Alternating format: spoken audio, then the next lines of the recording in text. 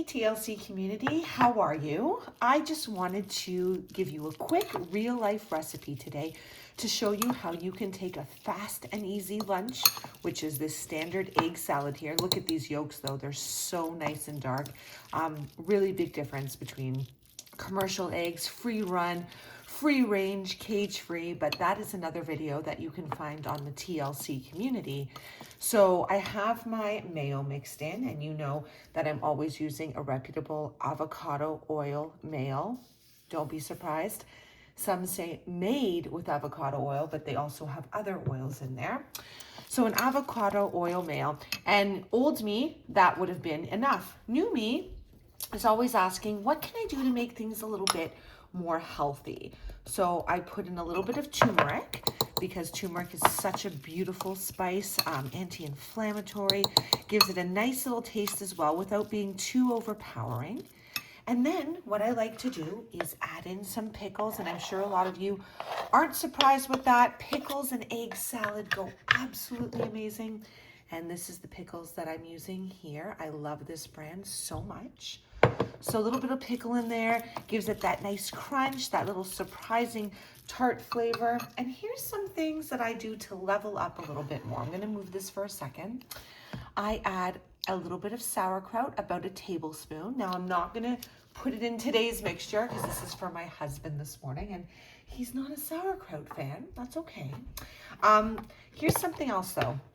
Why would you not add a little bit more extra protein? And you're like, Tanya, the eggs are already protein. You're right.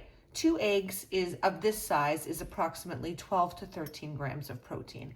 But we're always looking to get reputable protein in different ways from different forms multiple times a meal. It's always sometimes thinking about, okay, well, I have a protein, but why can't I add another whole form reputable protein?